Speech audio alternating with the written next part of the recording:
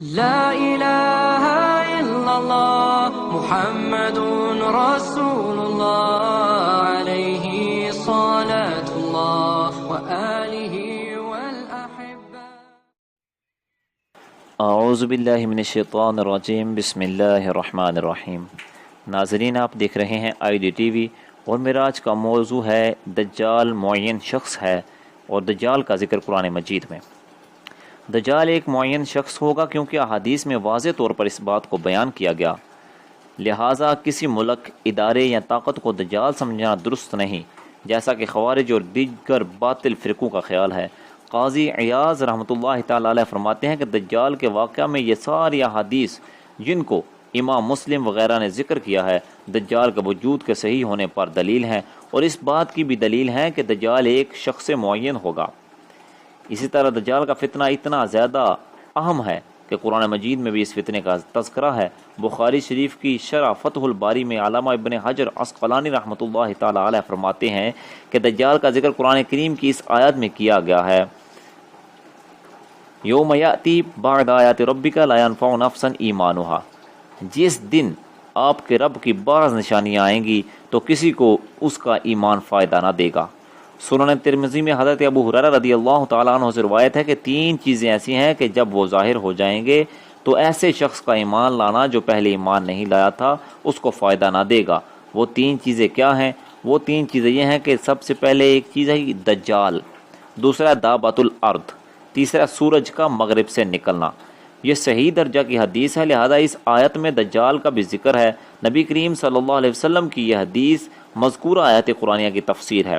ابو داؤد کی شرح عون المعبود میں ہے، اللہ تعالیٰ کا یہ قول ہے تاکہ ان کو سخت عذاب سے ڈرائے۔ اس آیت میں اللہ تعالیٰ نے لفظ بأس کو شدت کے ساتھ اور اپنی جانب سے قرار دیا ہے، لہٰذا اس کے رب ہونے کا دعویٰ کرنے اور اس کے فتنے اور قوت کی وجہ سے یہ کہنا مناسب ہے کہ اس آیت سے مراد دجال ہو۔ دجال کے خروج سے پہلے حضرت اسماء بنت یزید انصاریہ رضی اللہ تعالی عنہما فرماتی ہیں کہ رسول اللہ صلی اللہ علیہ وسلم میرے گھر میں تشریف فرماتے تھے۔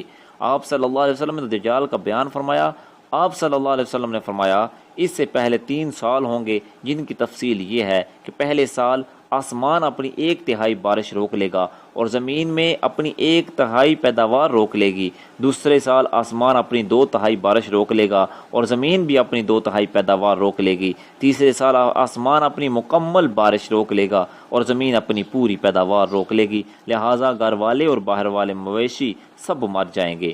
مذکورہ روایت میں ہے کہ آسمان بارش روک لے گا اور زمین اپنی پیداوار روک لے گی۔ مسند اسحاق بن راہویہ کی روایت میں ہے تم آسمان کو بارش برستا ہوا دیکھو گے حالانکہ وہ بارش نہیں برسا رہا ہوگا، اور تم زمین کو پیداوار اگاتا ہوا دیکھو گے حالانکہ وہ پیداوار نہیں اگا رہی ہوگی۔ اس کا مطلب یہ بھی ہو سکتا ہے کہ بارش بھی برسے اور زمین پیداوار بھی اگائے، لیکن اس کے باوجود لوگوں کو کوئی فائدہ نہ ہو اور لوگ قحط سالی کا شکار ہو جائیں۔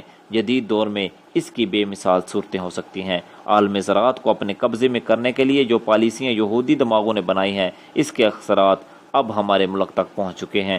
حضور نبی کریم صلی اللہ علیہ وسلم نے فرمایا کہ خروج دجال سے پہلے چند سال بڑے دھوکے والے ہوں گے، اس میں سچا آدمی جھوٹ بولے گا اور جھوٹا آدمی سچ بولے گا، خائن امین ہو جائے گا اور امین خائن، اور گھر میں رکھے ہوئے جوتے کا تسمہ لوگوں سے بات کرے گا۔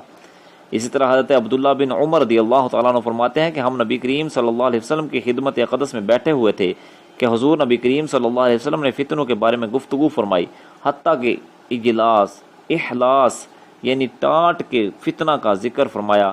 کسی کہنے والے نے عرض کیا کہ فتنہ اجلاس کیا ہے؟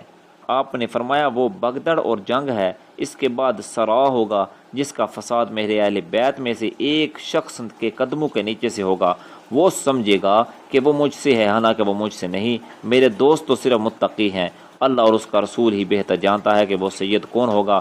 پھر لوگ ایک ایسے آدمی پر صلح کر لیں گے جو پسلی پر گوشت کی طرح ہوگا، پھر کالا فتنہ ہوگا جو کسی کو تھپڑ مارے بغیر نہ رہے گا، پھر جب کہا جائے گا کہ فتنہ ختم ہو گیا تو وہ اور پھیلے گا، اس میں آدمی صبح کو مومن شام کو کافر ہوگا۔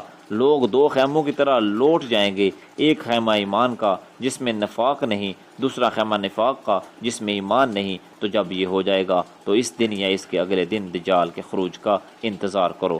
اللہ رب العزت جل جلالہ کی بارگاہ میں دعا ہے کہ ہمیں حق سچ سننے اور اس پر عمل کی توفیق عطا فرمائے اور ہمیں فتنہ دجال سے محفوظ فرمائے۔ وآخر دعوانا الحمدللہ رب العالمین۔